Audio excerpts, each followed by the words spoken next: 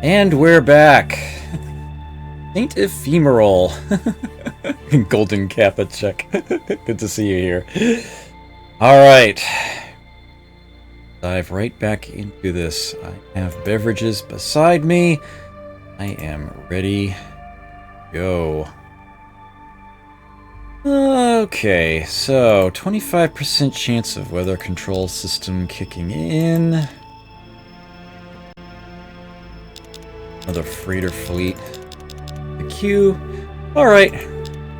Like we can march ahead for now. Oh wow, there it is. That came nice and fast. Great. Now, here we have an interesting little circumstance at this level of biology. Heightened intelligence sounds like it is freaking amazing. +1 research for all your scientists? They only produce 3 by default, so that's a whole third it goes up by, right? Well, there's 2 things to keep in mind about this. The first is that it's boosting the research done by your people, by your race. It doesn't affect things like, buildings, the base amounts that Autolabs provide and whatnot. So although, yeah, it's a significant number, it's not as much of a percentage as you might think. And the second thing to keep in mind about it, and perhaps the more important one, especially for me, my game right now here, is that this boosts your race. Not that of other players. This is something that takes the species you started the game with and adds to its research. Not all of your scientists, just the ones that are your own natives. As perhaps you've noticed, most of my empire is borrowed population. And, of course, silicoids filling out extra space. Yeah. This is not nearly as useful for me as you might think. I would love to be able to capture the,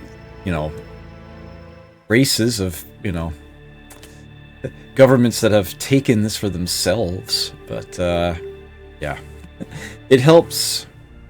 Yeah, it's just one of those things. So with that in mind, psionics looks a lot more compelling than perhaps it otherwise would. It would be just another +10 spying bonus for most. But psionics also does something else. You gotta read that second sentence, and that is enormous in comparison. If you happen to be in a dictatorship, or its advanced form, the Imperium, this tech also gives you a 10% morale boost. Which is fucking ridiculous. Yeah, I'll be taking psionics, thank you very much. Not waiting on that at all. Yoink. Food, huh? Not so food. Food glorious. Frickin' get over there. What is it with the silicoid? Like the entire species just, for whatever reason, despite their own biology, are all determined to be farmers. It'd be funny if it weren't so frickin' insidious. Alright, so that's going to take its sweet time coming in. At this point, I think I got myself slightly distracted. I can't help but notice I haven't designed any new ships yet. I think it's time I did that. As awesome as that tech is, I'm not exactly in a race to get it right now. Andromeda 2 should first and foremost be building a weather controller. It will take them only a single turn, And then they will be generating a lot of food. And I think I'm going to have Nazen Prime here join them. Venture. Sort of my second greatest food producers at the moment. Have them do that. And I think I'm probably fine that, you know what, let me check one thing real quick here. You refresh my memory on race statistics here. Nope. Nolems have a population growth boost. That's good to see. Nobody has a food bonus. Oh, the Klakons have a food bonus, but as far as I know, they are off the map completely. If there are any Klakon populations, they would have to be captured by the Trilarians, and I'm pretty sure there aren't any. Pretty sure they actually were genocided. Any rate. Do I want to have one more? I was looking to see if there was some race that I should be prioritizing for that purpose, but no, there isn't. That's a sizable Terran planet. Alright, I'll make it 3 weather controllers. That should be plenty. Should be absolutely enough. No issues. Okay. And then I probably won't need any of these farmers either. And once that has been done, I'm going to want to see some ships built. Rizlon 3, 2 and 3, they can work on that. Right away. Right now, in fact. Might even get some others in on the act. Let's see. I know I have an ultra-rich planet somewhere, although I think that's still building other things? That's at beer, as I recall. To beat a monster to take that planet. Now they've still got a lot of... Yeah, they're cranking out population. That they're sitting on housing. Using that production to crank that out. That's almost certainly the best thing for them to do right now. I'm fine with this. Yeah, I have a Gaian planet. Andromeda 2 is a Gaia, so that should definitely be the top food place. But if I've got them on production... Wait, really? Oh, producing, not history. There we go. My mistake. Okay. You're still working on it. Let's get ship design, shall we? Titan! Best drive and armor pre-installed. No reason to change that. That doesn't count against the ship in any way, shape, or form here. Defaulting to Class 5 shield and Cybertronic computer. Good stuff. There's never enough room for all the things I want to put on it. Never. Well, some things are, shall we say, non-negotiable. Automated repair unit, heavy armor. And at this point, I would want the shield capacitor on there to go with the Class 5 shield. Reinforced hull. At this point, I'm thinking I might actually be able to get away with not using. I feel compelled to put it on there anyhow. The choices do get very difficult. Even if you've got plenty of space, you're still limited to 8 systems. And I would want to put them all on.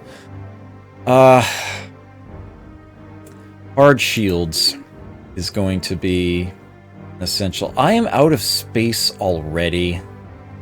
Are you kidding me? The shield takes up that much? Holy crap. Alright, you know what?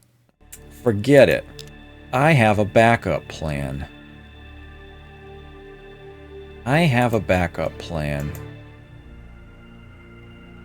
me get the... Oh, no, you're right. Okay. Okay, good. Good, thought so. Psionics is huge, though. Will make getting the other things faster.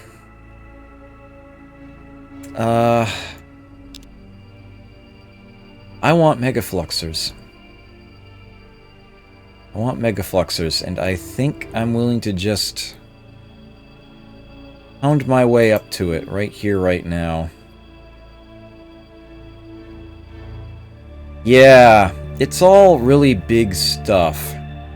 Really want to make a devastating ship, but I just can't fit it all on there. So, or at least I can't put all of that on there and then have weapons as well, and that's sort of a problem. I will get psionics first, simply because I've got 3 tiers to go up under power, and I think that will make them go by a lot faster. It's just a much more efficient thing to grab. But once I do, yeah, I'm not nearly as interested in either of those as I am getting higher up the power tree at this point. Well, although, admittedly, the sooner I get Universal Antidote, the more useful it actually is, since it boosts population growth rates, and I do have some colonies I just started. This level's just so much fun. But, yeah, we're gonna have to, I think I would rather instead do what I feel is the more immediate need. I want to have Orion sacked within the next 90 minutes. And if that's going to happen, yeah, I think I need Megafluxers.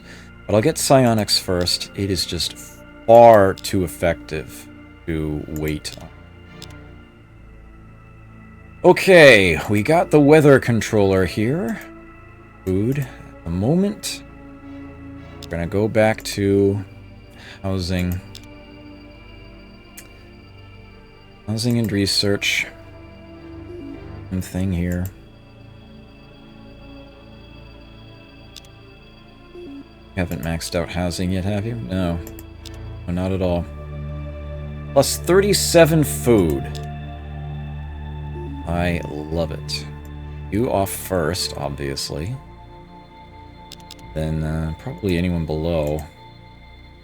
You can come off, go there. You can come off and go there. Oh, fantastic. You can come off, go there. I think I can even get one of you, yeah. Don't think I can do any more. That's fine. More people actually doing... Actually, you're going to have a weather controller done momentarily too, and that's probably these guys. At least one or two of them. No longer needing to be at it. You can always add another farmer here. Don't you get a production boost? Yeah. I want to get one of my own species out of here if I can. There we go. Check on that. We actually have 3 races there. I've got the Alien Control Center. No morale penalty. Yeah, let me double check that. So I think the Darlocks the Darlocks get a production boost. If they should not be a farmer. If I have someone else there, it's a waste. Waste of resources. Yeah, I should be farming. My species should be farming on that planet, not the others. Especially not the Darlocks, because then I'm leaving production on the table. Just plain not getting it. Okay. So that's set up better now. Might actually want to add another farmer here, and then chances are those can go away. Every planet that I have that is farming will have a weather controller. Very efficient layout there. Psionics came nice and fast. Alright. Excellent. Okay. The antimatter level.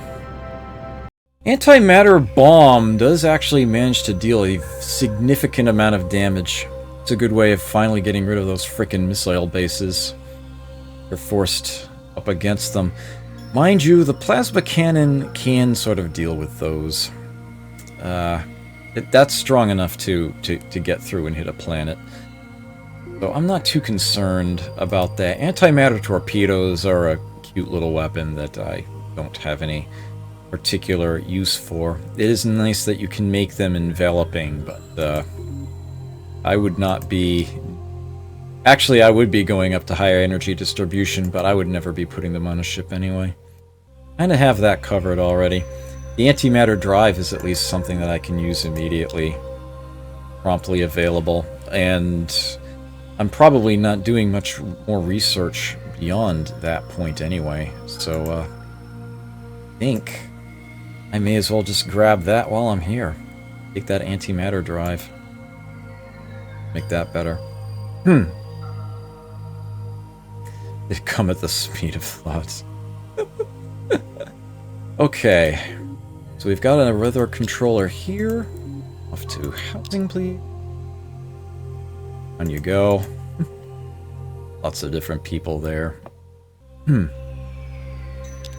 Okay. 2200 BC. There's a 1% chance. There is a chance. Mere 1%, but there is a chance of the tech coming in next turn. I'm probably going to have to move some people off of housing and back onto, you know what, 1%'s kind of... Oh, you're still getting over a pop a turn. Yeah, I'm going to leave them that way. Something tells me I don't need you here. Or even you, again. Can I... Probably can't pluck both of you off, I can if I then put one back on over here, which is better anyway. Ooh, I'm short a freighter to do that. Okay, so temporary fix. Let's get one farmer here. I can put you back. Let's get another freighter fleet put into place somewhere. As a matter of fact, let me just make a bunch.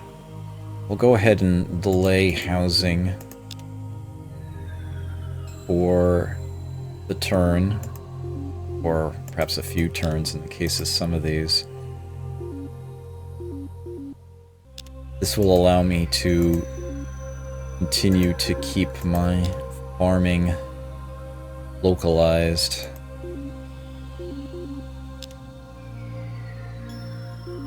Have to pay for the fleets I'm actively using, and that is a pittance.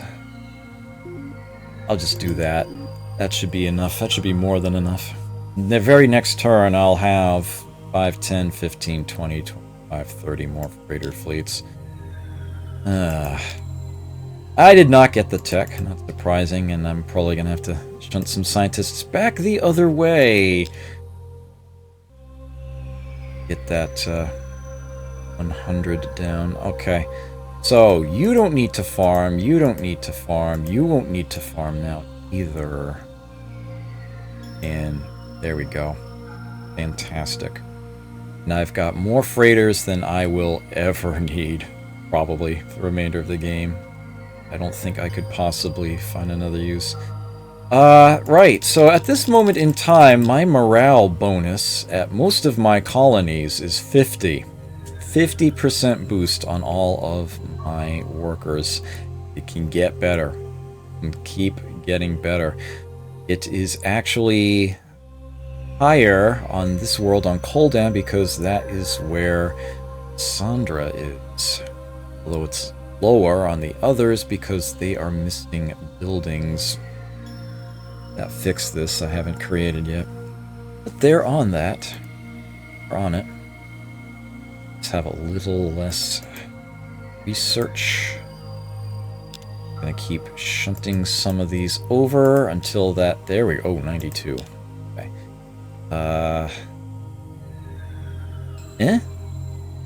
Educated guess. Nope, need more. 97.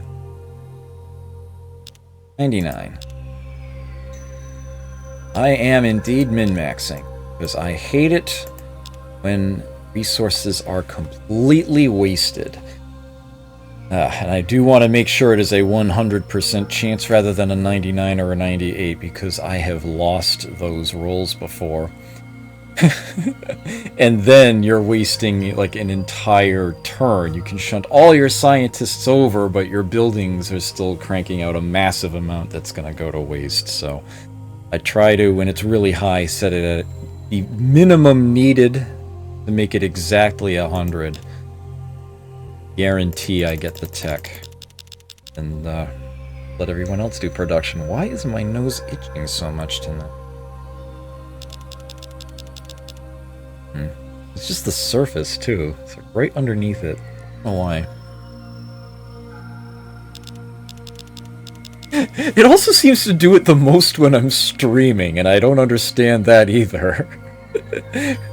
It's like that I don't know if any of you out there are like this, but you ever, like, wash dishes, and then, like, your ankles really start to itch?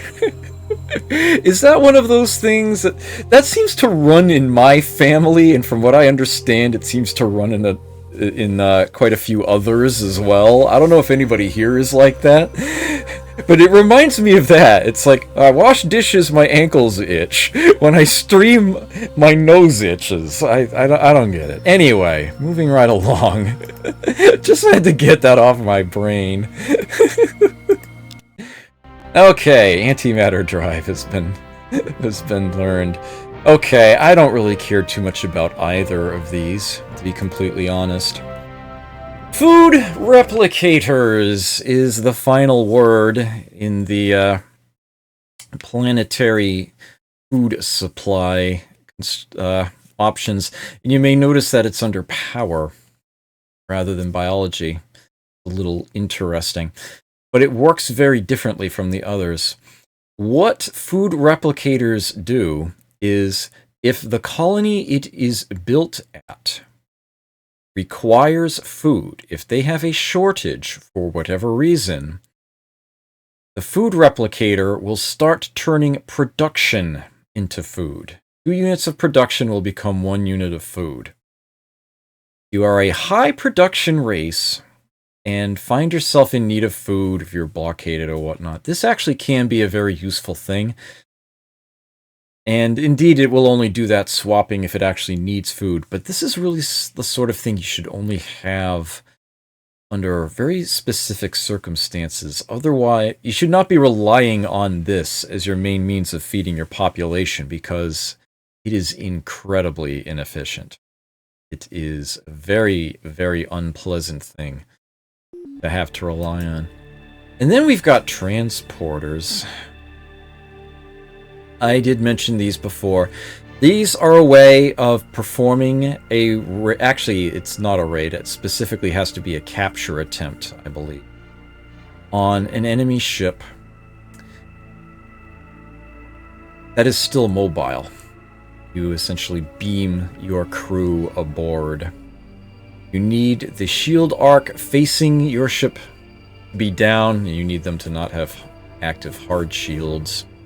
You can be as far as 12 squares away to do that. Yeah, this is the one for the, Bulrothi or other heavy G, big ground combat boost races. For me, this is something to prepare against. It does have another feature that I tend to forget about, and it is actually pretty useful, even for me. Bombers that have transporters can transport the bombs to the planetary surface. Rather than needing to get up right close and personal, point blank, to the planet to drop their bombs, they can do so from a reasonable distance, which gives them time to shoot down missiles that get launched at them, or, fighter garrison fleets there. And, especially later on when ground batteries become a thing. And actually the Trilarians have those already.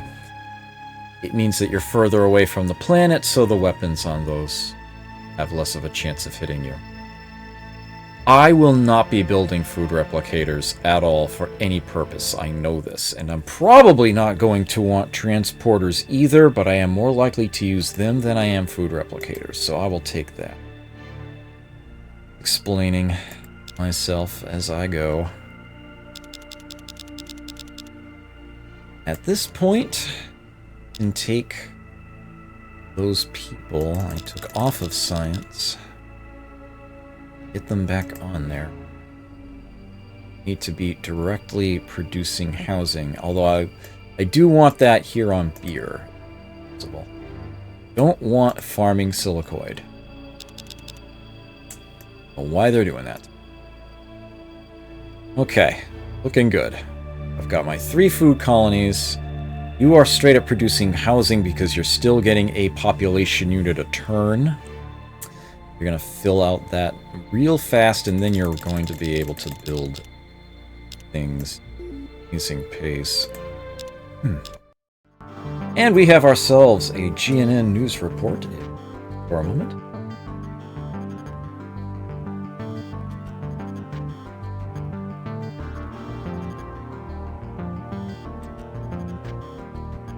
A military Zotanian ship mysteriously exploded. An investigation into the cause is underway. So, basically, a random event just blew up one of my ships. That's totally a thing. Hey, my race ain't lucky. What can I say? So, that happened. It was not the La Bamba, unfortunately. It was not one with one of my ship leaders on it. Actually, I still have... Yeah, you can move to an Oswin. There we go. It was one of my fusors. Oh well. Largely obsolete anyway. I suppose one thing that I should do is make a new design for a battleship size vehicle. And do some refitting. That would actually be a worthy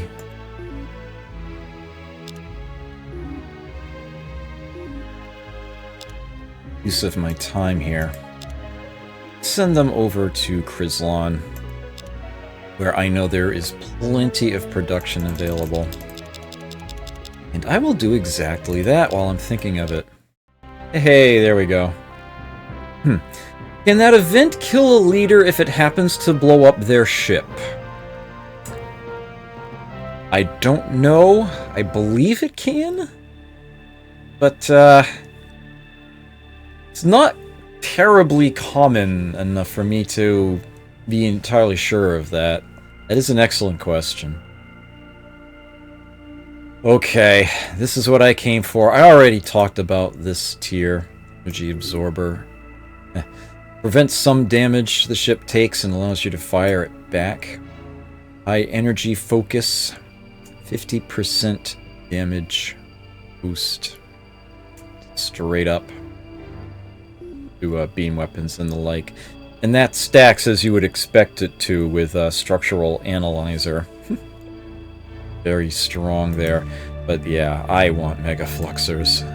Boy, do I ever want Mega Fluxers. So I'm going to go for that right now. Hopefully in about 4 turns I'll have it. Might actually be extended slight. Well, I'll wait till Mega Fluxers is done. As well. Just kind of clicking through. I only took 3 turns. Great. There we go. Okay. Well, I see the current construction technology is the cheapest one out there right now.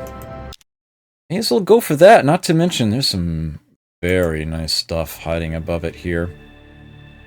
I will never bother to put bomber bays on a ship. This is essentially an upgrade to the fighter bays. And to be fair, I do believe having this actually does upgrade your fighter garrisons, your planetary defenses, by giving them these stronger ships that they can spit out. Rather than using beam weapons, these guys actually drop small versions of bombs the best type of bomb you have available on their targets. And, they're a thing. But yeah, I think I would just rather go for the good old robotic factory, which is a building that just straight up gives you production per turn. It pays for itself monetarily. You do pay a maintenance cost on it, but if you have the colonies sitting on trade goods, this will exceed its maintenance cost. Interestingly enough, rather than it being like the Auto Lab, which is a set 30 no matter what planet you build it on, here it actually does look at the mineral abundance of the planet you build it on, and that determines how many resources it spits out. If you put this on an ultra-poor planet, it only gives you 5. You're better off with an automated factory. On a mineral-poor planet, it offers 8. On a mineral-abundant world, 10. Same as a robo-miner plant, just without the boost it gives to other workers. On a rich world, it provides 15, and on an ultra-rich world, 20. So, you do actually get more mileage out of it there, for the same maintenance cost. All the same, it is still worth building on all of your colonies. Hey, I will not argue having more production available. Not at all. So I will gladly put that there. That 4% chance is probably going to vanish in a... because I am about to do some ship redesign and construction. I don't have any text that will affect that coming up soon. Instead, I will just be building. Let's see, my ships are over Chrysalon at the moment. Get more ships going for Chrysalon. So let's see. Let me go right into the design of the Fusor. It is not changed, except to try to install onto the design that I already had. The new sort of default text that I gave it. It wants to put a Class 5 shield on there now, the Cybertronic computer. And of course it's going to get the antimatter drive for free. That actually changed already. As soon as you get the new tech, all your ships are immediately upgraded to it. I have a battle scanner on here, which I suppose I don't need anymore because I got the Cybertronic computer. I can actually swap that out for an automated repair unit. That would be nice. Already has heavy armor, reinforced hull on it. I think I will leave those there.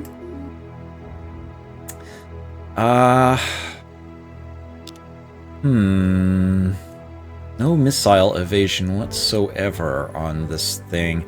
I really want to get wide area jammer, but I probably don't need it. Do I want to put a lightning field on here? I think I kind of do. Hard shields, shield capacitor, these are very tempting things too. Between the two of them, pretty much space left.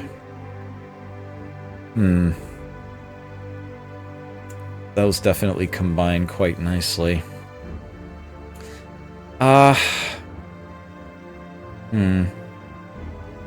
Make the most of my shield while I've got it there. I could just remove it.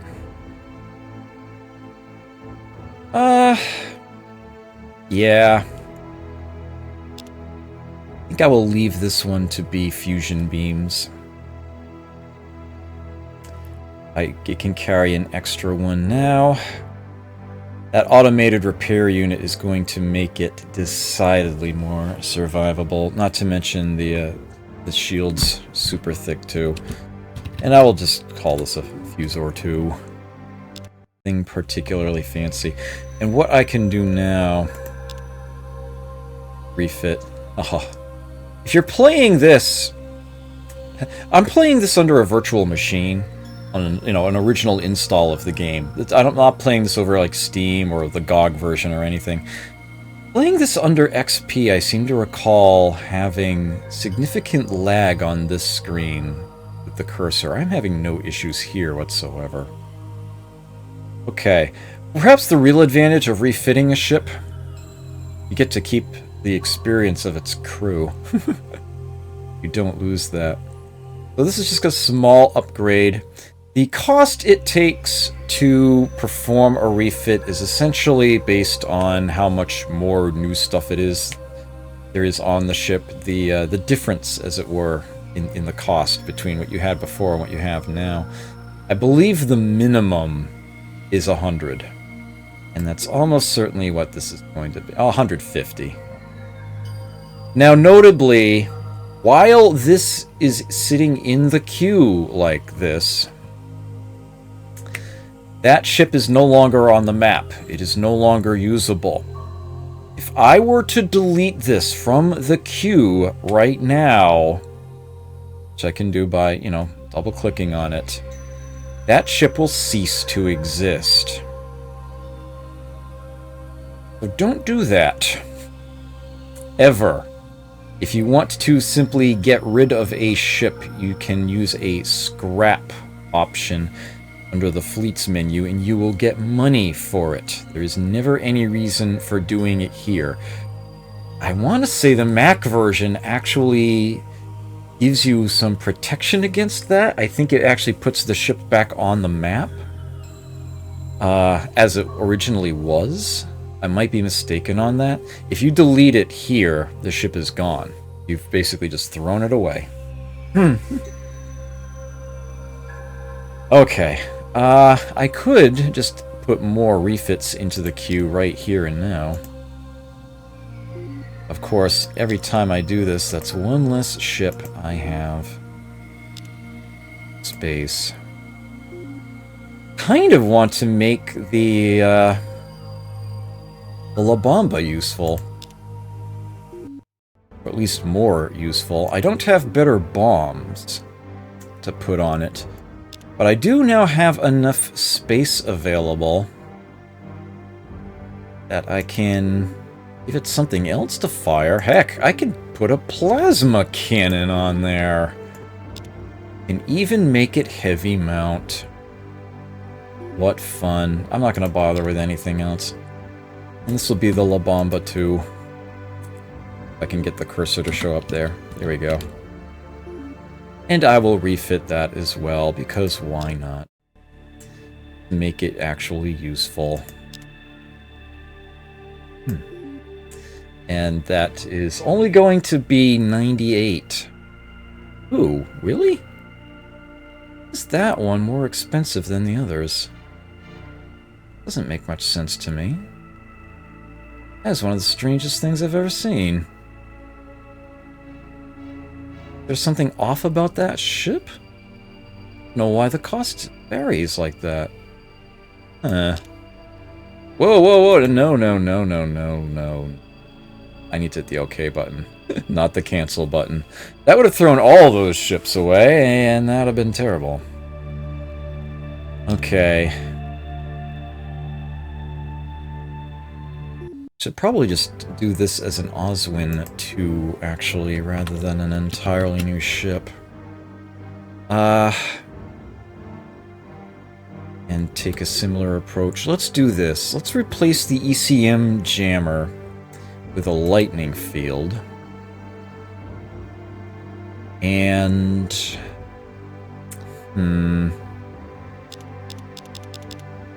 I do want to have hard shields and shield capacitor on here. I just don't have the space for it.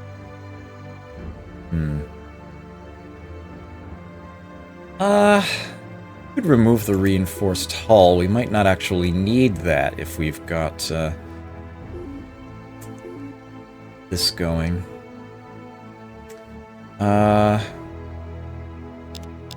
Hard shields in particular against the Antarans is a thing. Yeah, I have less space though. I would actually have to take a gun off the ship, and I only had 3 on there to begin with.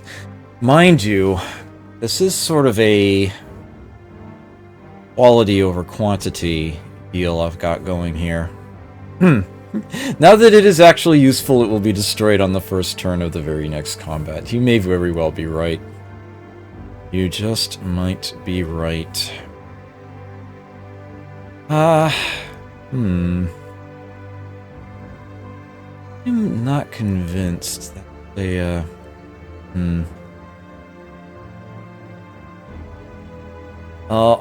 I know what I'm working my way up to researching. I think that will actually do.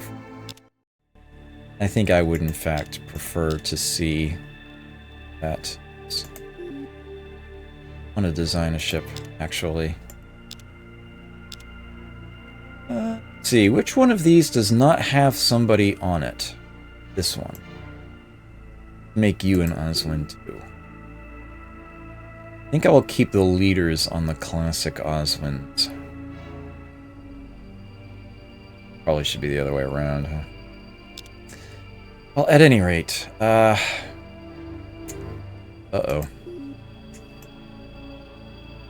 Can we please, not have all of this farming here?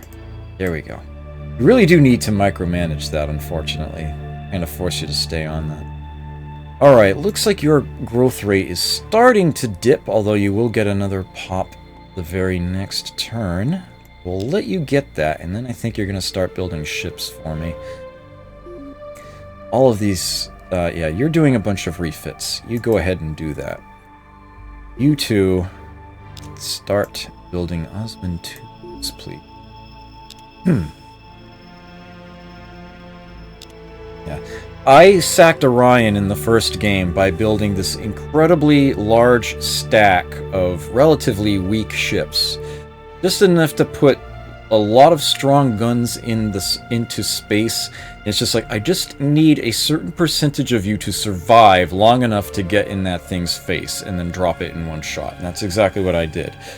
That is not the strategy I will be applying here. I do not want to lose any ships when I fight the Guardian of Orion. I will probably still lose a significant portion, but yeah, I am actually hoping to fight it and keep my ships in one piece. That's just how I roll here.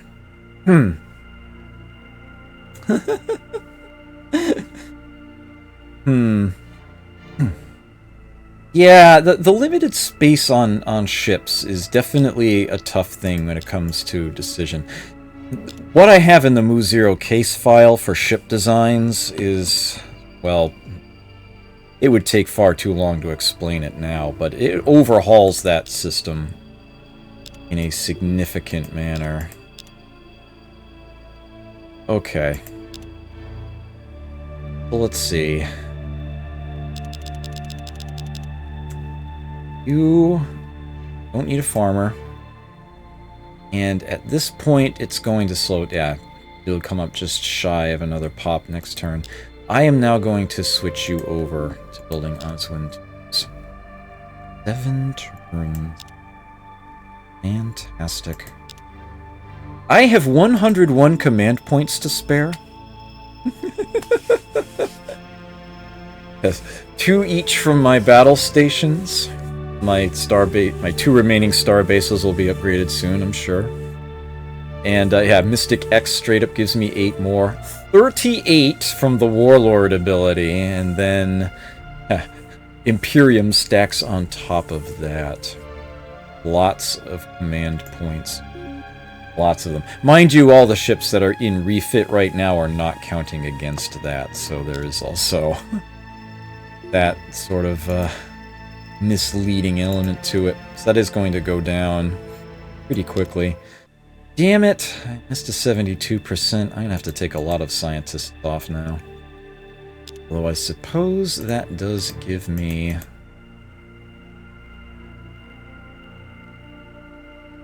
a turn where I get a lot more population going. How's that? Still 100. More of you over. Still 100.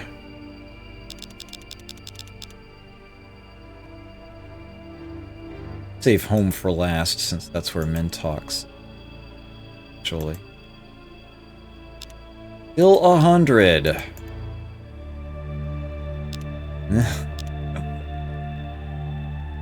Oh, wow. Yeah, I like just missed it, huh?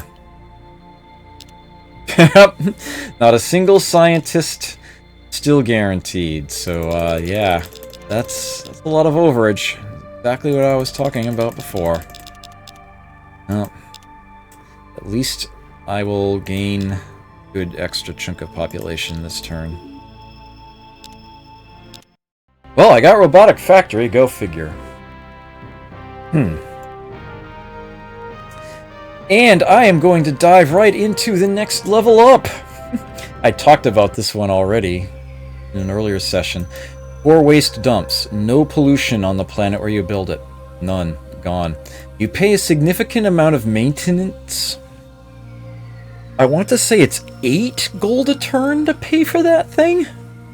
But, yeah, it is otherwise, solid. Pretty solid. Deep core mining is what I want. Yeah, I didn't actually say what that is, did I? It's automated factory plus RoboMiner. It is 15 production for the building alone, and then workers on that planet get +3 each. And yes, it does stack with the others, so build all 3, and that's a total of 30 production, and each worker gets an extra +6. Yeah, so that'll get things built faster. No doubt about that. My food is such that I must have a bunch of silicoids farming again. Them. Okay, places, building, housing. You can go back to research. I hate having to do this. I almost feel like it shouldn't be a thing that you can just move everybody's jobs back and forth quite so quickly. One of the Mu0 case file ideas is that essentially your race is otherwise predisposed for people to be of a certain job. They are born, and that is what they will do by default. You switch anybody off of that, they are less effective at it. It's kind of like the efficiency social engineering amount in Alpha Centauri, if you're familiar with that game, which I will play on a future Warlord Wednesday, there's no doubt about that. If you don't have your tech and money gaining amounts of income balanced, how you decide to handle your trade, you actually pay an inefficiency penalty. If your government isn't sufficiently capable of handling that disparity. I would want to do something very similar with racial jobs in this game. That you would basically be like, my people are going to be 20% farmers, 40% producers, and 40% researchers. And if I want to deviate off of that, then I'm taking somebody who's better off in some other job and putting them somewhere where they're less efficient. So although you can shunt people over to research and get more points that way, they are less efficient at it, so you have less reason to do this sort of thing nearly as often. I probably shouldn't have just put that out there for free onto the net. Someone will probably steal that idea before I manage to put it in a game, but well, there you have it. That is what I would do. Okay. Research lab and spaceport. Okay, these are the smaller colonies starting to get caught up. Great. Oh my, all these things that you can build. Like biospheres and auto... Oh, wait a minute. Yeah, we're getting waste here now. Let's fix that. Atmosphere renewer. That will get other things here built a lot faster. Biospheres. Autolab is too good to pass on. Robotic factory is probably... What's the maintenance cost on that? 3. Yeah, it's worth it. Even on a poor planet. Or ultra poor, even. We putting you up top, I think? I want the atmosphere renewer first. I want the atmosphere renewer first. Okay. Autolab, and then it looks like it's going to be... Defense time. Stock exchange. Starbase. Oh, wait a minute. What am I doing? Sail base. There we go. And fighter garrison. This was one of the planets that was already radiated. It must have its radiation shield already. Yeah, that's it. Oh, where is it? Doesn't look the way you would expect it to. There it is. Those little domes there. The radiation shield generator. Okay. Looks like you are following suit. Similar manner here. Probably want an atmosphere renewal yourself, don't you? Yes, you do. Here we go. And then, oh, another research lab here. Robotic factory. That first, get other things built faster. Astro University! Biospheres, stock exchange, missile base. Right. Hey, Johnny Rebel. Good to see you here. ASMR videos. Well, not intentionally so, but I suppose the days where I have a bit less energy, my voice is a bit more on the furry side or something. I don't know. You're welcome, I guess. Okay, we have an auto lab here now. Ah, robotic factory. That looks to be the last thing you would need to build.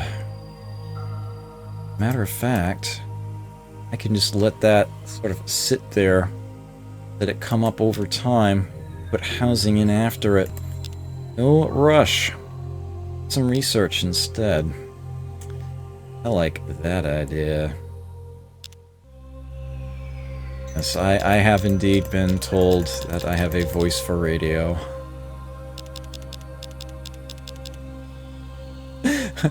Alright. Alright, I have to tell this. It'll be quick and easy. It is something I at least can laugh about, so I don't mind saying it too much.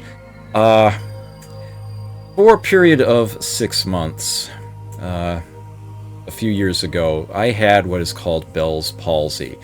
You may have heard of this. Carney Wilson suffered from it not long after I did, actually. Essentially, half my face was paralyzed. In my case, it was my right half. And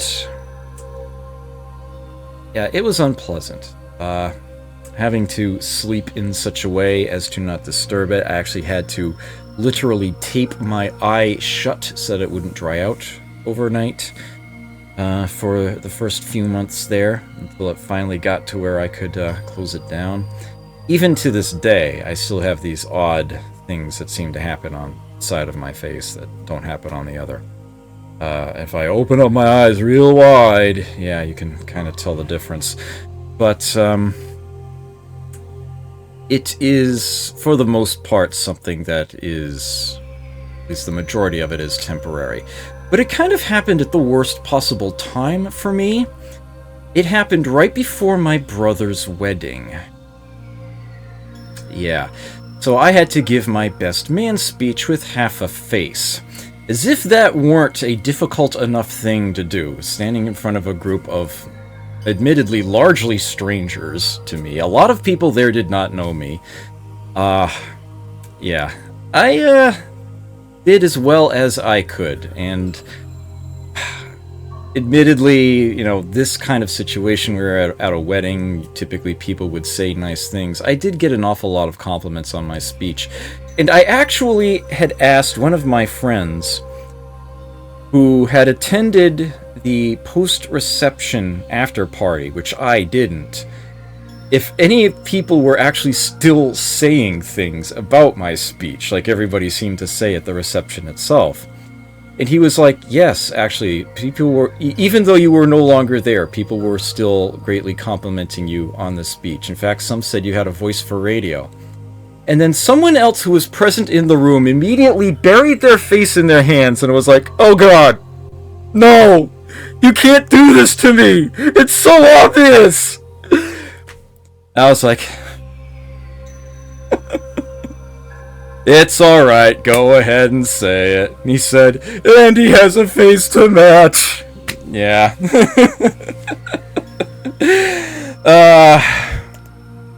So yeah, that was totally a thing that happened in my life at one point in time.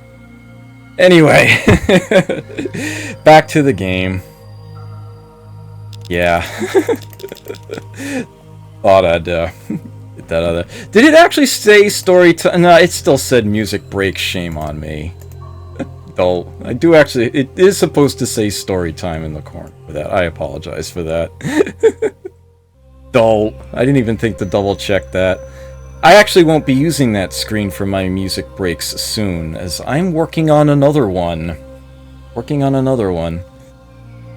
I thought it was amusing myself, so being the butt of that joke, I'm okay with it. I guess. This once. At least I'm allowed to talk about it, I suppose. Anyway. How's about a nice Hawaiian foot? Now, how about we click intern? Yay, deep core mining. Fantastic.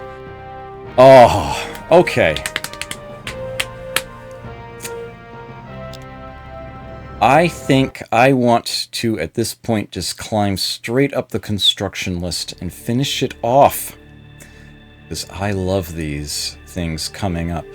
Star Fortress is an upgrade to battle stations. 3rd tier. Again, you could already have a battle station and then you only pay the difference in cost. Boost to scanning, boost to offense and defensive ships at that location.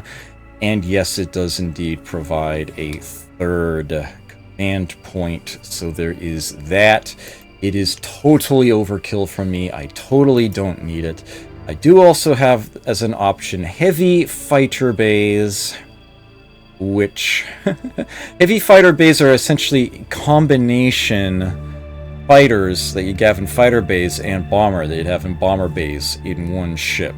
They carry both point defense and bombs, and they are actually stronger than the usual little ships. They have 5 hit points each. Your best armor does modify that. They move even faster than those other vehicles. They're actually a nice little upgrade. But I can never resist advanced city planning. I love this so much because it's completely linear. It's a set amount. It doesn't care about how large the planet was to begin with. It is a simple, straight up, plus 5 million colonists on each planet. This is an achievement. This is a passive bonus. It's as soon as I get this, it's automatic. Everywhere. I don't have to build anything. It's just, boom. All my planets can hold 5 million people more. Bang. It's like biospheres, but 2.5 times better and free everywhere. And it stacks. I love it. Absolutely love it. So I will be taking advanced city planning. If you're playing for a high score, that's pretty much necessary. Get as many people on your planets as you can get. But just general use, it's an amazing, amazing thing. Very much looking forward to seeing that. Core waste dumps. No, that's not the one I got. Deep core mine. Robotic factory, deep core mine housing. No rush on these. The place is already doing research and I have it on housing. That's fine. And just leave it there and let the other buildings present hack away at these for the time being. If I need to have these colonies, then build ships or anything else. They're already sitting in the queue. I can get them finished off first, and I would want them finished first anyway. Matter of fact, I'm going to make sure that they get built before these ships do. Because they will only get them built even faster over time. I actually should have done something similar to this when I got the robotic factories. But, whoops. Actually, I could have just... There. Pull it down.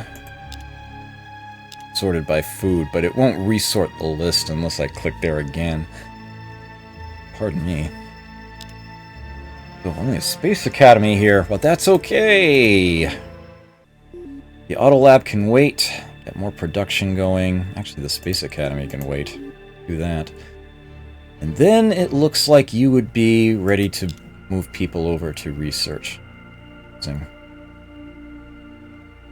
Here. You can see why I'm doing this on a small galaxy. If I were to play on a larger galaxy, that would basically be me trying to get a high score. I usually play on a small galaxy. Usually just playing for fun. I like the close quarters toughness to this. I can move these to the front of the queue. That is fine. I just can't remove them from the list entirely. That is fine. That is totally fine. Astro University. Great. Coldon 4. Is this... Yes. Okay. You can have an atmosphere renewer. And then a robotic factory. And then a deep core mine. And let's get the rest of that list filled out for you. Is this planet radiated? No. Okay. Missile base radiation shield. Fighter garrison. That looks good to me. Start getting defenses up there. Alright, I think that was everybody. Alright. Got that squared away. Pressing on. Getting things finished. I haven't checked on what ships the enemy has. I say enemy. We're not really at war or anything. I should say just other players. I see the Trilarians have been cranking out the battleships. I got 8 of them there now. Huh. Some smaller ships, too. Humans also building up a sizable fleet. As far as I know, they're not at war. Mind you, if that message came up at some point, I might have missed it. I haven't exactly been reading the reports too much. No, no wars. No wars. I should actually double check and see what technology... Ooh! Someone's gone to the top of the computers list. He's got Android farmers and virtual reality network. Okay. I should see if I can get a tech trade going with you. You have plasma cannon too? And Xeon missiles? Okay. You have been busy. You have been very busy on research. That's actually significant. I bet all of these spies are up against the humans right now. You have the molecular tronic computer? Here I was thinking I was probably quite a ways ahead of the AI players in research at this point, but no. As a matter of fact... Wow. No, they've just gone up different routes. That's actually very different. Let me see if I can do a trade here. Okay, so here's the things that he has that I don't, that he would actually be willing to trade to me, and unsurprisingly, the really good stuff isn't listed there. The best thing listed there, Android farmers, subspace communications. Actually, the Pulsar missile would be good for me, but I'm probably going to research the Xeon anyway, so I think it's going to matter for long anyway. Subspace communications is something that I know I passed on. Yeah, I don't really care. Really care at all. Battle pods would definitely allow me to make bigger ships, but it also makes them significantly more expensive. Mind you, I might be at the point where that's actually worth it. Barely. But, yeah. I can, I didn't say anything when I first read it, but I actually do appreciate that courtier. I take that as a compliment.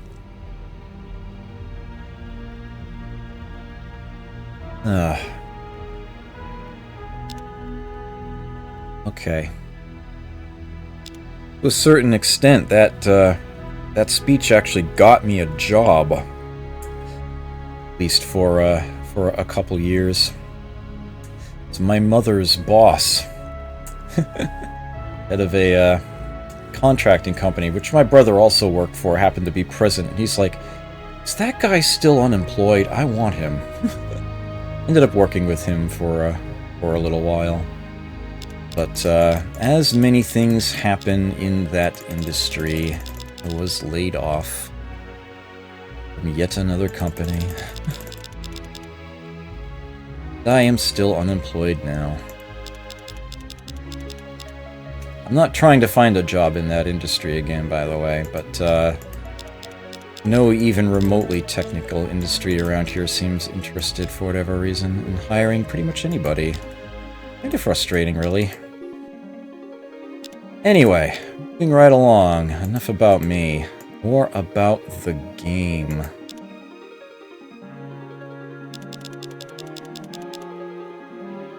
My first Oswin II be coming off the assembly line. Next turn, yes, my ultra-rich world will have it first. And the others come. Yes, I definitely have quite a bit of knowledge in a very, in a number of good senses there. I can honestly say I have ceilinged every official IQ test I have ever taken, so if that matters to anybody, yes, I do not know my exact IQ. It has only ever been reported to me as 150 plus. I am not bragging, I am simply making a true statement. It's not nearly as useful as you would hope, at least not to employers, apparently. Well, at any rate. Yeah. Typed out your speech over dinner from your smartphone, huh? Yeah, I was actually there. I did have some, I thought I had some amusing elements to that speech. Alright. Yeah, I don't need to really press forward on this. Wait a minute, plus 14 food. Delacoid? Back to Race Arch. Rear Admiral Slag has leveled up. Nice. So I caught up to the others a bit there. I have an Oswin II. I have a farming silicoid. What the devil? I don't need any of those other things. I think I just want another Oswin. Go ahead and make another one. Go ahead. Crank them out. I have a crap ton of command points available. And I want a huge fleet to take Orion with. Like, an enormous one. Let's actually gather everybody together at home. Let us make that a thing we do. I don't think I can establish relocation line. Oh, I actually can. Huh. Something I forget I can even do in this game. It's not nearly as important as here as it is in the original, where you're building ships in the hundreds or even thousands often. We can do... Oh, yeah, just straight up... Yeah, from 2. There we go. It actually stays in relocation mode, huh? Okay. I do believe that those are the only 2 colonies I have building ships right now? Looks that way. Okay. I'm gonna have that deep core mine. Oh yes, that's right, you're also still doing refitting. And I think that still counts as producing a new ship. I think that will... I think the relocation line will still send it to home when I do that.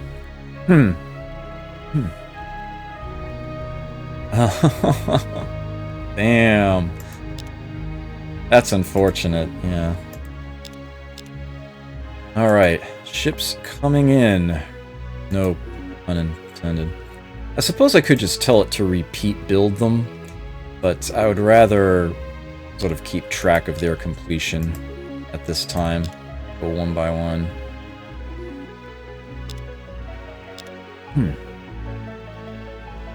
Righty. Do the relocation line there. Yes, every Titan, it was 5 command points off. I can have 14 more before I am paying any ship maintenance. That's totally a thing. Yes, as advanced city planning. This is the top level instruction tech that I am going for right here and now.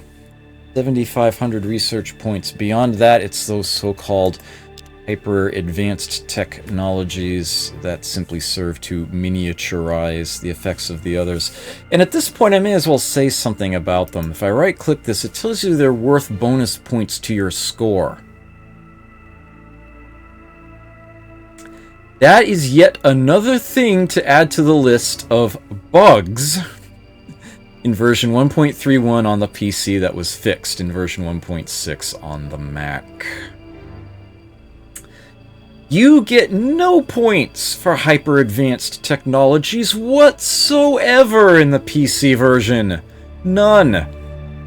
The other technologies you get at least give you like 1 point apiece.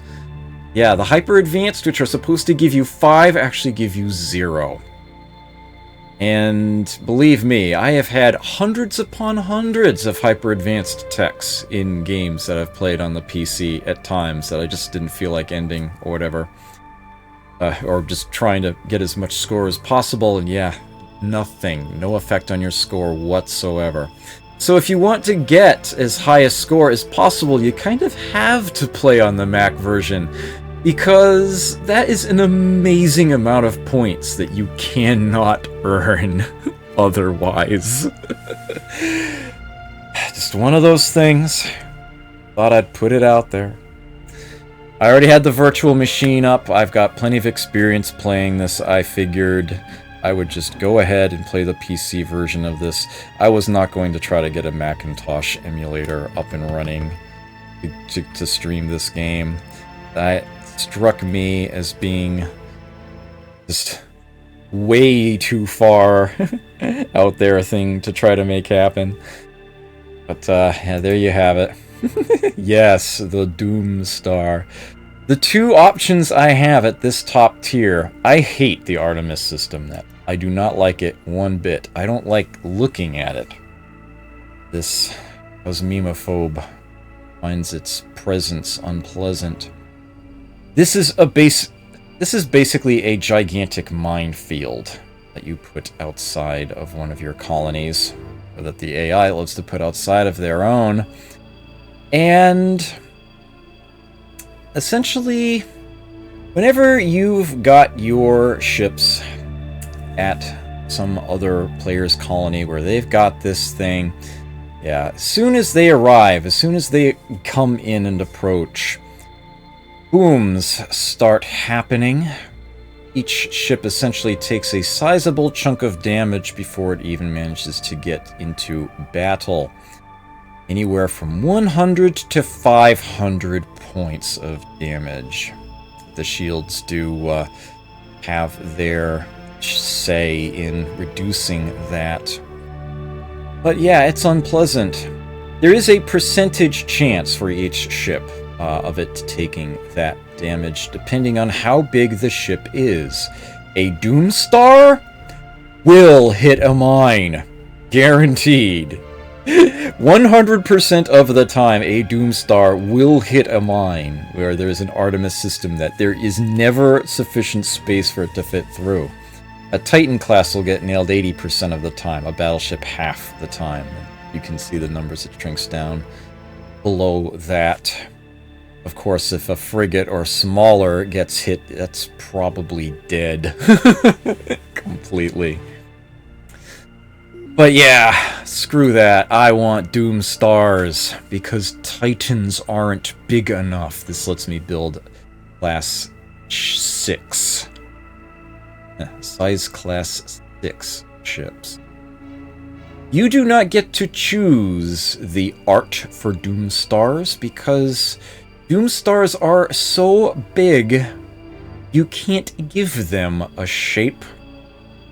They are essentially, as perhaps their name would imply, and you might be thinking of a certain movie from the late 70s.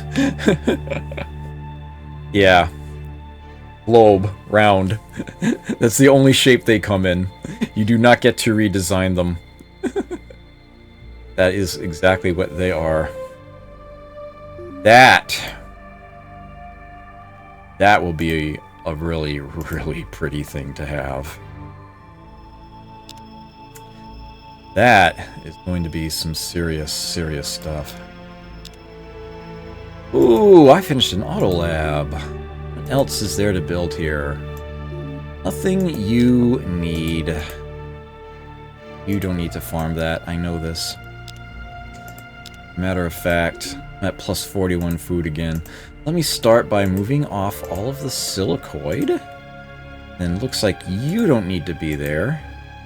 Guessing you don't need to be there. Is it reached the point where... Yes. Yes, it has. I need another farmer. Bing. There we go. I can do that for now. I'm probably going to have to put him right back there, but for now I can do that. Okay. That's gonna be, yeah, I'm gonna stop building Oswin 2s and start building those. But I probably won't need those in order to sack Orion. Those will probably come into play when I go to win this game next week. Sack Antares. I am just going to, let's see, what time is it? 1:12? Okay. I've got a little bit longer. I will continue to crank out these Oswin 2s, and then I will end this session with a raid on Orion, which I hope will be a successful one. It should be. My ships are very good, and I've got no shortage of them. Fine with there being another farmer here. I just want it to be one of them. Species.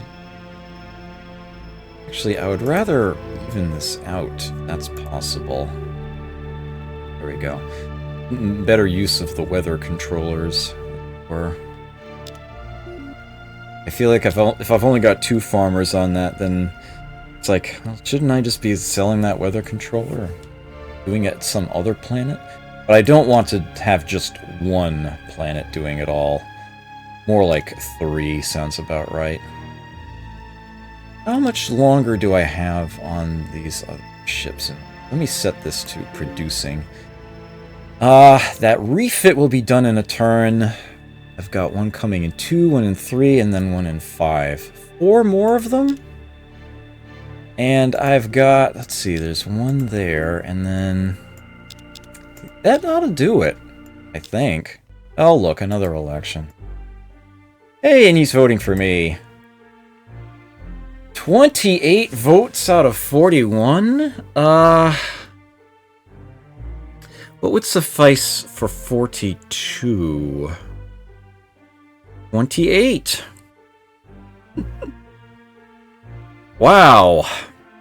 Once again, I could win the game just by voting for myself, even if the humans abstained. But nope, not doing it. Not doing it. I have a promise to maintain. I'm going to do it. I do get a 100-point bonus if I win the game. By winning the election, by the way. You get a 250-point bonus if you win by sacking the Antarean homeworld. That is plan. Okay. 10% chance of the tech coming in, plus 10 food. I've probably, yeah. Get him off of there. So once that current rack of ships is done, I think I can give the Guardian a try. I think I've got enough weapons there and strong enough ships that I can take them. I'll see how it goes. I'll not build another at this time. I will get tech instead. Have you build housing. Oops. There you go. Gonna keep happening. Turn. Okay. Get another Oswin 2. Again, housing. What is your... Okay. Okay, good. 76% chance of the tech. I would have one more Oswin 2 coming from beer. 2 turns. I'll get that to home, and then I will make a play against the Guardian. We'll see if it's enough. Mobile planetoid bases. Okay. Useless. Well, virtually. It does actually minimize other techs. At this moment in time, I'm just going to set this to Galactic Currency Exchange. The final tech on sociology. Get that topped off as well. Plus 50% gold. Gold. Income. EC. Everywhere. Again, an achievement. Nothing I need to build. Just plain happens. Fighter garrison. Okay, so you've got some things to build. Deep core mine. Starbase, Space Academy, battle station. Some way, somehow, I have not said this entire session once. For the first time this session, terraforming. Finally happened. Finally happened. What would be a session of Master of Orion II where I don't say that, right? Just wouldn't be the same. Alright. Yes. And I guarantee you, after that, more terraforming! Indeed. Alright, so that last Oswin 2 has just rolled off the assembly line. This ultra-rich world. Maybe I should tell them to... Yep. Yeah, the atmosphere renewer helped there, and sort of the population scaling. Pop a turn. Yep, you're gonna produce housing. You're just going to straight up do that for me. No thank you. Gave it the office. I'm going to take that ship a few turns in order to get caught back up to the rest of the fleet, and then I can go for Orion. Deep core mine, fighter garrison,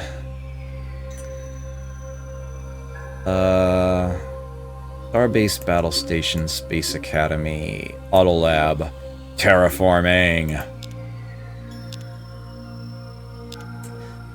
Those recent productions are actually getting near to where they are finishing with their building. It's good to me. I have nearly 10,000 credits. I will next turn. What? So where on earth are the leaders? Need the leaders? Okay. Nice.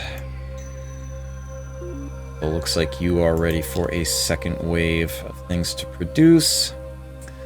Stock Exchange, Starbase Battle Station, Space Academy, Autolab, terraforming. Great. Okay. I've got plus 20 food. That is entirely unnecessary. Over 2. Okay. I've got, what, 6 people here? 3 at each of those? Good enough, I guess. Alright. I now have a fleet here of 12 Titans. Also 4 battleships and a cruiser still sitting around. Let's see how they do. Time to challenge the Space Death Lobster. Lobster of Death. We didn't even get a chance to peek at it last time. We randomly came across here. Let's do a proper scan of this thing. Beam attack plus 175, beam defense plus 100. Missile evasion 125%. But again, it does have a tailpipe. If you manage to get one in past its shields, it could die very fast. Frickin' Zentronium armor, which is again naturally armor piercing resistant, I should say. Armor piercing does not work against it. It has a class 5 shield, which actually seems a little low, but it does also have hard shields. You can see that down there. Plus an automated repair unit. You do really need to get a certain amount of damage in on it each turn, or you will never be able to drop the thing. It is indeed armed with death rays, as you might imagine. Also particle beams and plasma torpedoes. And those silly little spatial compressors have that too. Multi-wave ECM jammer. Battle scanner for even more accurate targeting. The Achilles targeting unit. Inertial stabilizer. Yeah, this thing is very difficult to get damage on.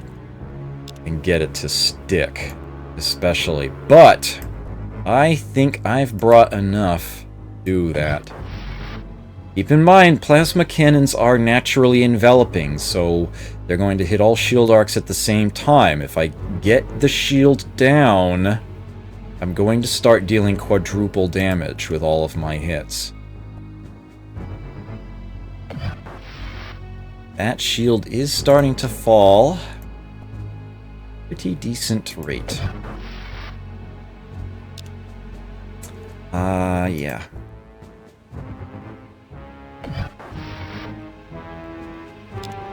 For the most part, I'm just going to march forward. That's sort of how plasma cannons work. That was 36 damage. From there, I am starting to hit its armor. That is out of that ship's range. Let's pay more attention to the map here. Let's have you angle downward then. Actually, no, you can't hit either. There. Make sure I leave enough space for that ship to slide into there, but you can move here. E2. Alright. I'm gonna have to... looks like one of my own ships is in the way. Let me tell them to wait. I'm gonna have to angle up. That's gonna be... The heavy neutron blaster can hit.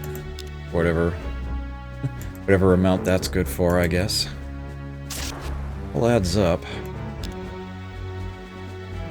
Of course, it won't add up until I get past its automated repair unit's recovery capability.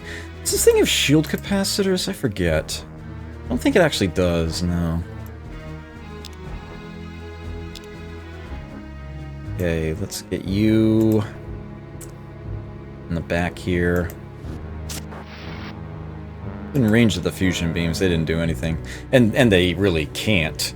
Only if the shield generator itself on the Guardian goes down could the fusion beams have any hope of dealing any damage to it whatsoever. Class 5 shield plus hard shields equals toughness 8. Fusion beams at best deal 6. So, they can't do a single thing to it. Not a 1. I wish I got to see the number on that. Well, the number on that one, that was decent. And I'm still far away. Once I get up real close and personal to this thing, I'll start dealing a lot more damage. Because remember, when it comes to beam weapons, the further you are away from the target, the more dissipation of the weapon there is. The closer you are, the more damage you can do with each shot. As a matter of fact, that penalty is doubled for plasma cannons. So the amount of damage I'm doing this turn right now, yeah, next turn it will be much larger numbers. Much larger. And even this is actually making great progress. That should have gotten past its automated repair system's threshold. Ooh. Ah, damn. Ooh. He's fast. He's definitely fast. He just straight up nuked one of my Titans. Just plain gone. Dead and gone. Death rays and super strong torpedoes and all that fun stuff. Good thing I actually have shields on my ships now. I mean, that when that ship detonated, look what it did. Look what it did to the ships nearby. Unpleasant stuff there. Alright, so you're the last ship to act this turn. I guess you went earlier, right? I guess that's the closest you can get for now. Alright, that completed a turn. You can see that it has recovered a small amount of its shield. You can see a little green. It's thin. It's dim, but there is still green around the Guardian there now. And you can see it recovered some of its armor. But now I should be able to really get some damage to stick on this thing. That was a single heavy plasma cannon at point blank. And that pretty much covered what it regenerated. This is looking quite winnable. Should start getting past its armor this turn. Leave room for another ship there. Ooh. On second thought, how about we fire from here?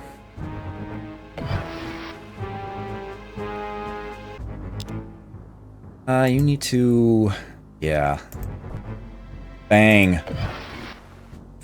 We have started to hit its structure. This is looking like a win.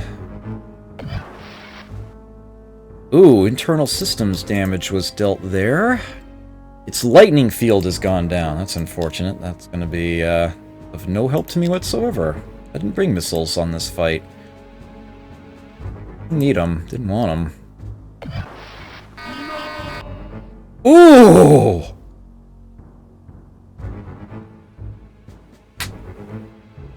Oh, bye-bye! I wasn't expecting that. That was a little sudden. Must have hit its drive. The Guardian is unique in this game in that it is both monster and ship at the same time. It has sort of reached that level of sentience, and the rules that apply to both apply to it. The fact that it does function like a ship means it does indeed have things like, you know, those systems, the drive and whatnot. So it's funky. Of course, there's still a chance for some damage because, we'll have this torpedo coming in.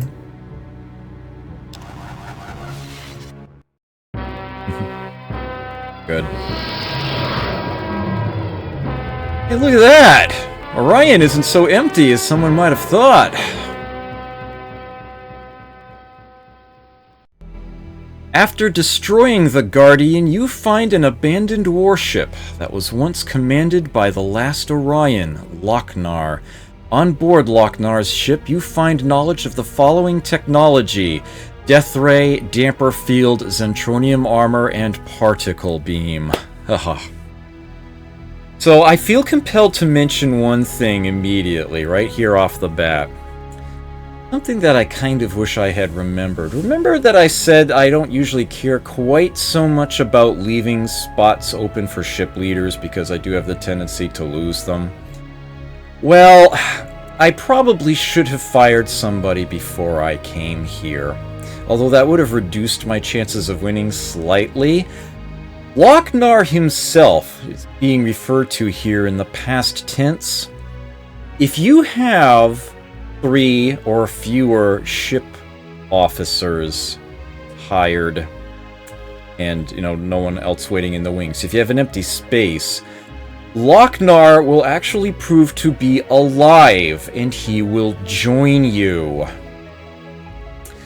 He will already be piloting the aforementioned warship. Yeah. It will actually say that Lochnar agrees to share 4 technologies with you, rather than, rather than you just finding knowledge of it on board. Yeah, Lochnar will actually be there, and you can recruit him, and he's pretty impressive.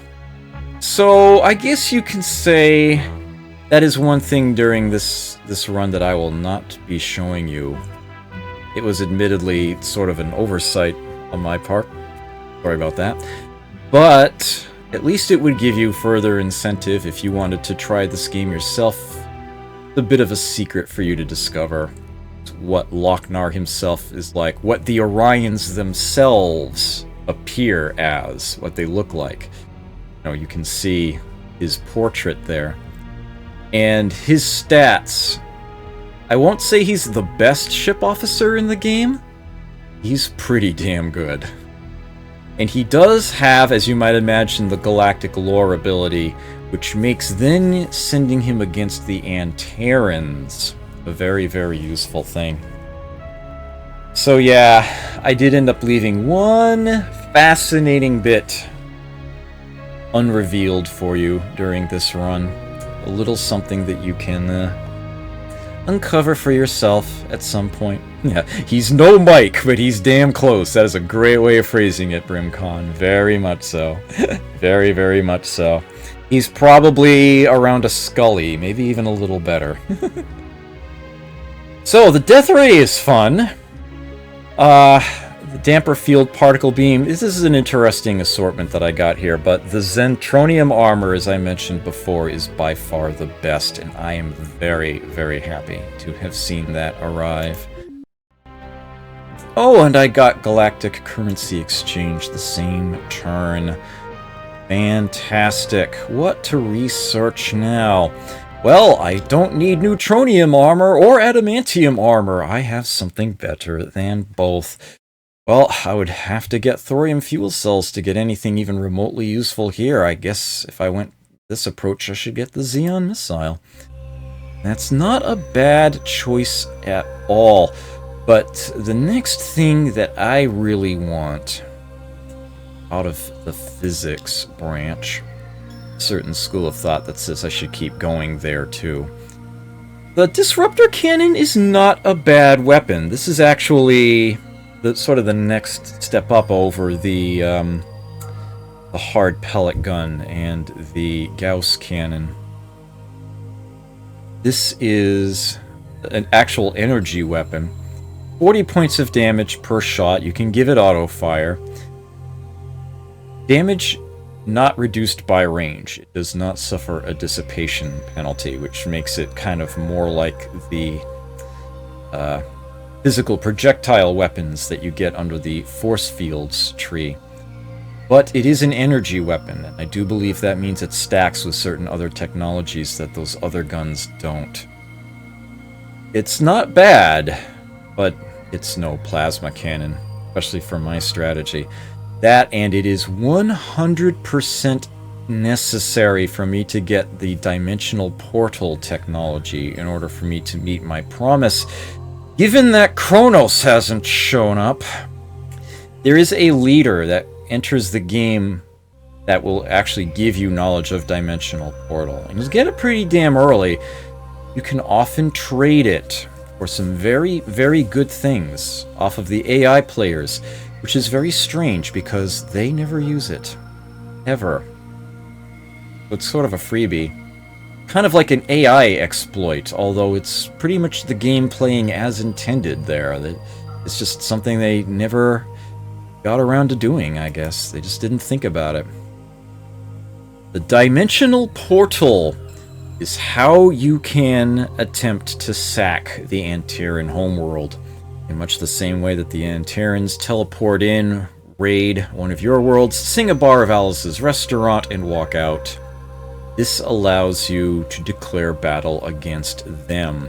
Take the fleet you have at a colony and send it into a very special battlefield indeed. Separate dimension.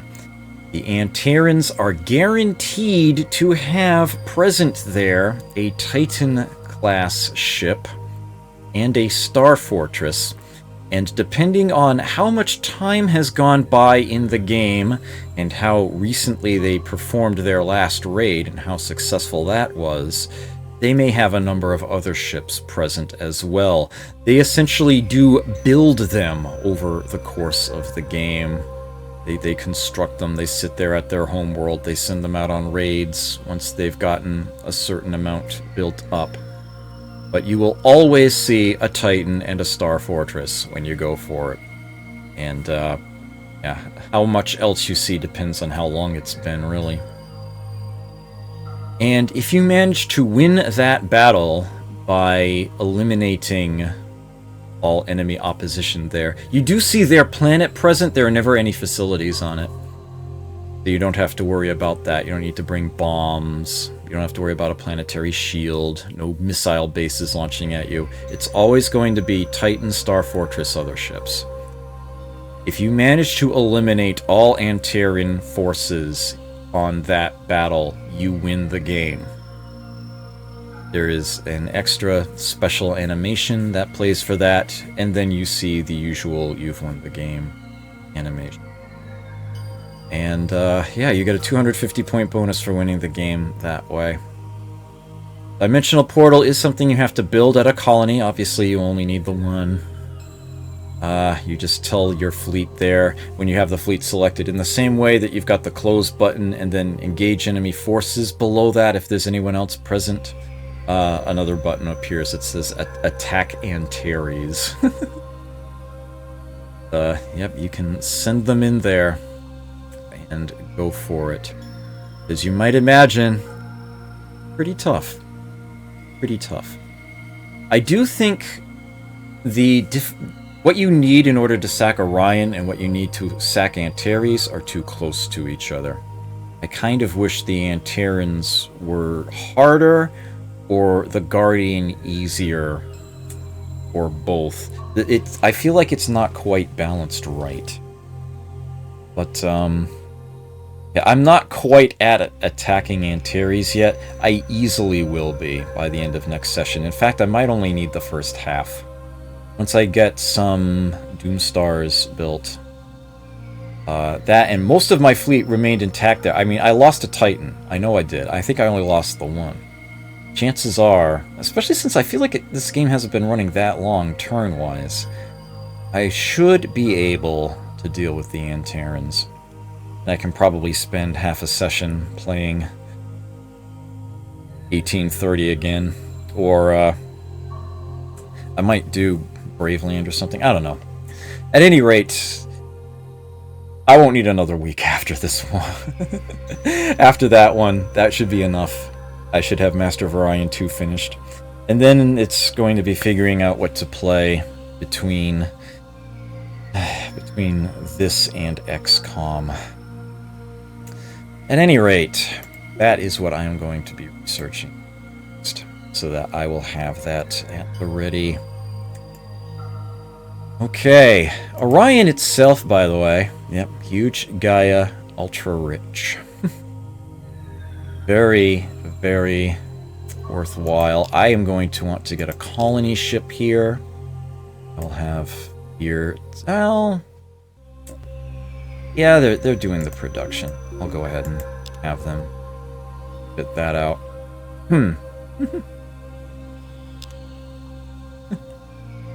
So, with that having been done, well, let me take care of the food so that I don't have anything. I always want to make sure I'm ready to end turn before I move on. Oh yeah, I should totally show off those new techs I got, huh? But let's see, where are they hiding in? None of them are achievements, I should think.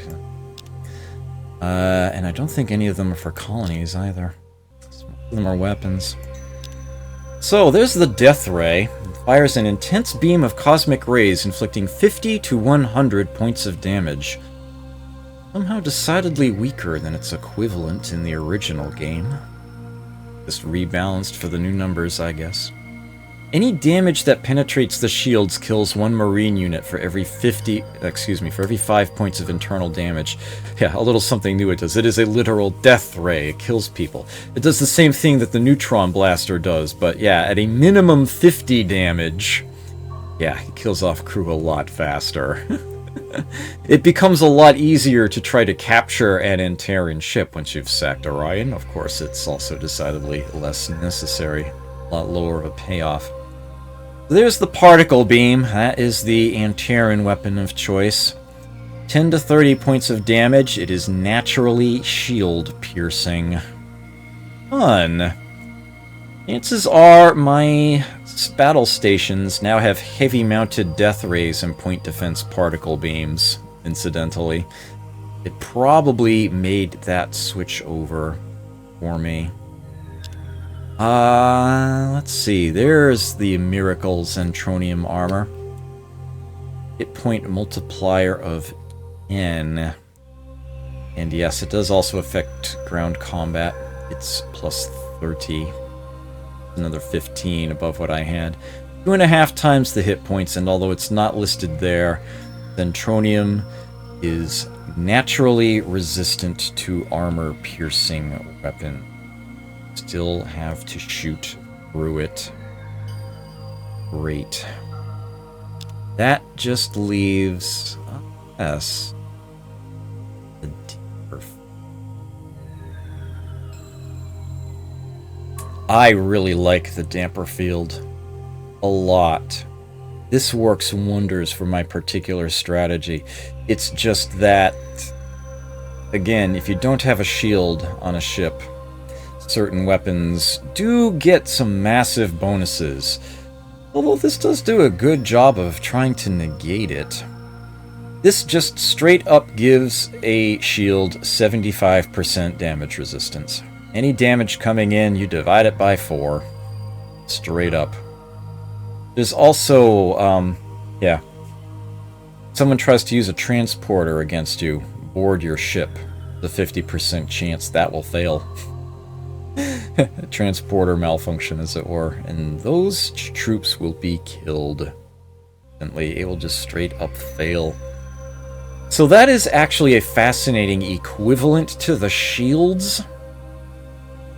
You can just plain take the shields off, put the damper field on instead. As a matter of fact, I think you can't have both on a ship. You know what? I'll find that out right now. Well, in a moment. But yeah, when you have ships that regenerate hit points, you know, my strategy, I'm cybernetic, I'm putting automated repair units on my ship. Yeah, when you suddenly take only a quarter of the damage, that effectively means you can soak up 4 times as much and still heal it all in a single turn. So I am extremely happy to have gotten that. That is something... And I won't have to put all these extra shield boosting things on there. I won't need hard shields. I won't need the shield capacitors. That'll actually take up less space than all of that. And I think it is a fascinating alternative. I really like the way that works. Alright, so it was... Alright, Death Ray, Particle Beam, Zentronium Armor, and... Damper Field. There are certain other things that could come out of that, like I could have gotten the Spatial Compressor, for example, or the Quantum Detonator. I am very happy with the assortment that I got. I may well have gotten the 4 best techs you can get out of sacking Orion. That was pretty solid. Really like that. A lot. There's, yeah, so let me quickly check 2 things real quick. One is to go into a design here. No, the damper field doesn't show up there. Yeah, the shield comes off. Yeah, that's what I thought. Shields and damper field are actually mutually exclusive. You cannot have both anyway. So that is totally a thing. I'm going to be able to design a Doomstar very soon. There's probably a little reason I can't do it right now, apart from the fact that I'm running overtime. There's really only one other thing I would possibly put on a Doomstar, and that would take a little bit of work to get to. Something I would have 2 things that I would only need on one ship. One is the wide area jammer, and the other is at the bottom of the physics list. I won't spoil that for you right now. I could otherwise design a Doomstar for mass production. Not. Bang. Like I said, no choices here. Get the one design. I hope you like it. Zentronium, antimatter drive. I don't want a shield on here because I want a damper instead. That will be a lot better. Cybertronic computer. Automated repair unit. This thing is so big, it's a very easy target. It has terrible beam defense. Well, right now it's practically an empty hull, which is why that's still high. I will still give it heavy armor, though. I probably don't need reinforced hull at this point. I will definitely give it a lightning field. Will be super useful. I think it would be well worth it to give this thing an inertial stabilizer. Despite it basically being one big round thing, it does still have a facing. It does actually still face in a certain direction. Your guns still have their limited firing arcs. When you give a ship an inertial stabilizer, not only does it add 50% to its beam defense, which in and of itself is really nice, it also cuts in half the cost of turning it, rotating it, which actually usually takes up a lot more movement points than you would expect it to in this game. Ships tend to move pretty quickly in a straight line, but rotating it, you'll see you lose a lot of movement potential, even at just a small angle.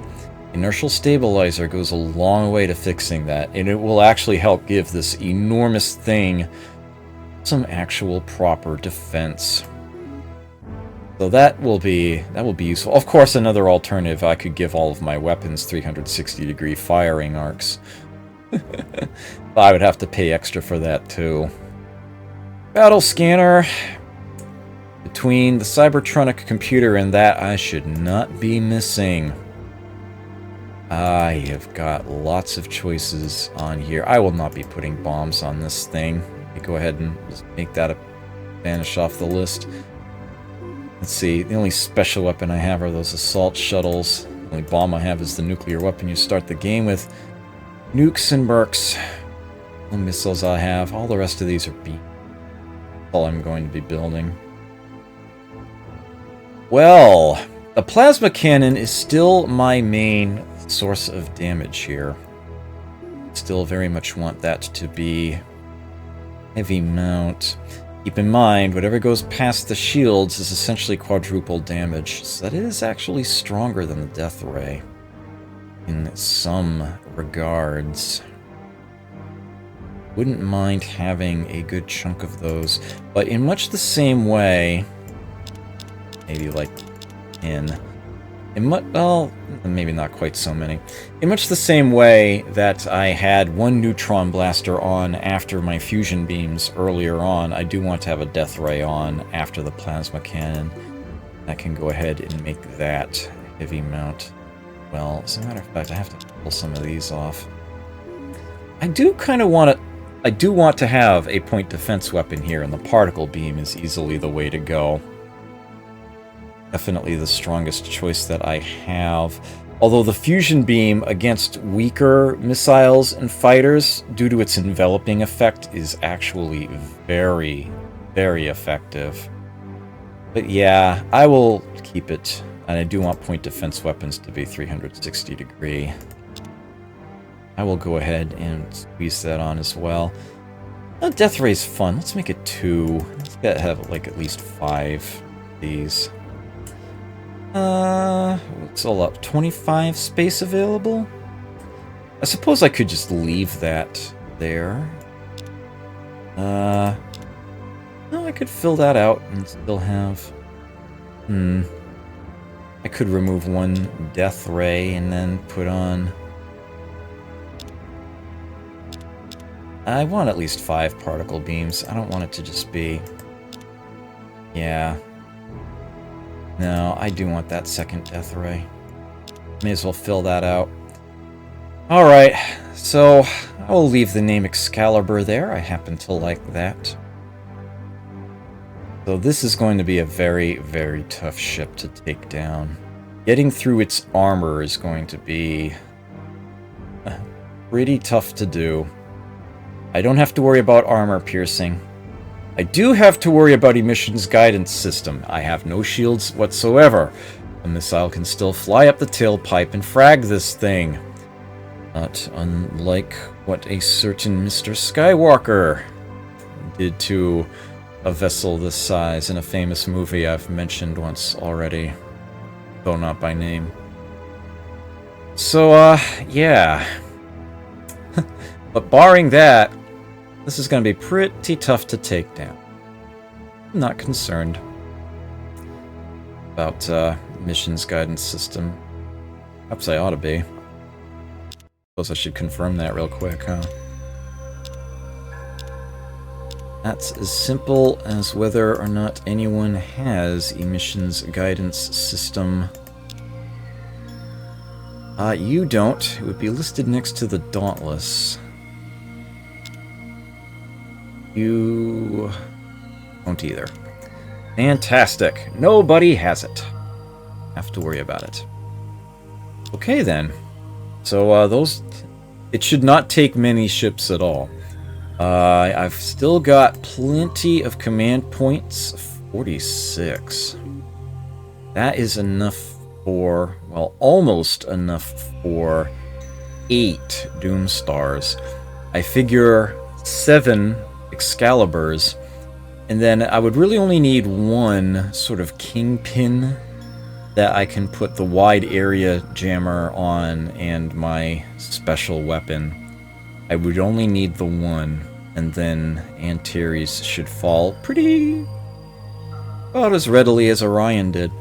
There's one other little thing I need to mention about sacking Orion I haven't done yet. When it talked about an old warship,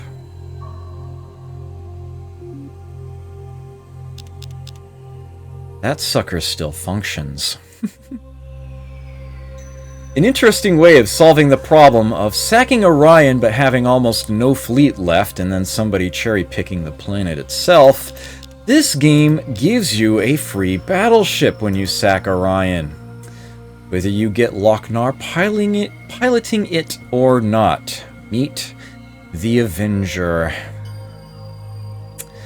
This thing has built into it a bunch of Orion techs. Got particle beams, death rays, even spatial compressors on this, and neutronium bombs.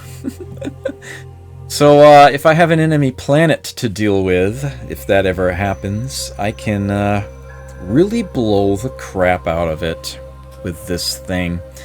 It does not have a shield, it has a damper field. It has a quantum detonator, which we will hopefully never have to use, but if you do, it is there. And another technology that I think you actually can research that one. It's near the bottom here, right? Yes, there it is, this one.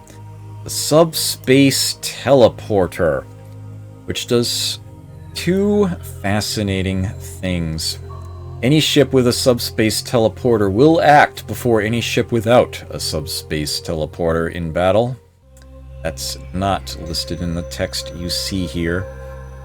What is listed here is that when the ship moves, and I should point it out that this is, I do believe, in addition to the ship's normal movement with its thrusters and whatnot, it can just plain warp 20 squares. Bink! It just straight up teleports. So yeah, it can get to wherever it needs to. Notably, when you do teleport it, it retains the facing it had.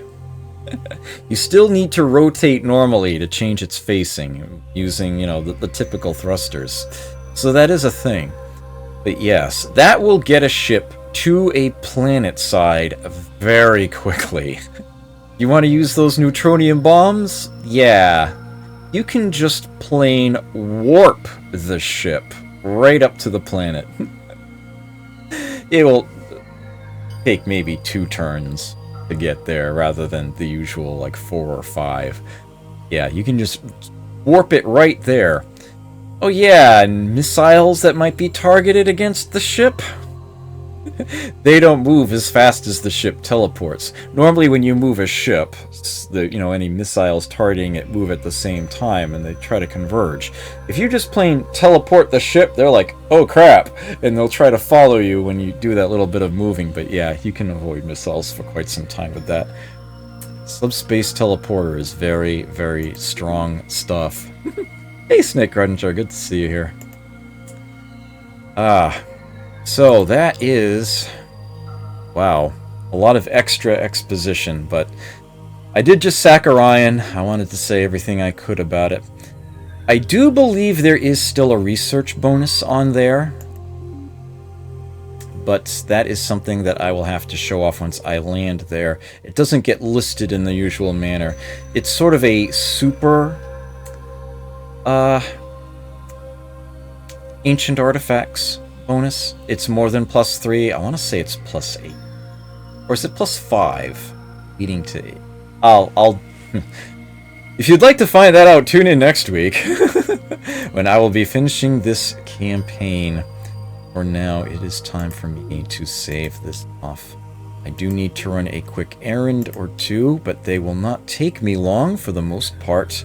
I can still hang out online for a while. I'm curious as to whether I got the underscore or not. I did not. For the times match there. So, thanks for playing Master of Orion II. I will see if we go raid. +5? Yeah. I think the reason why I had the number 8 in my head is it's the 3 you would normally get from a researcher. Yeah, a bonus of 5 there. But at any rate, I will definitely be making that clear next time. So that campaign will be concluded next Wednesday, starting at 9:30 p.m. Eastern U.S. time. I still don't know what I'm doing the rest of this week. I am hoping I have a proper Throwback Thursday for you tomorrow, but I still haven't been able to get that research in, so I might have to put it off one more week. If I do, I'm sorry. But it will definitely not be more than that. Definitely not. It's probably going to be arcade on Friday regardless, though. And, of course, I'm still doing Jagged Alliance on Tuesdays, so that is the upcoming week.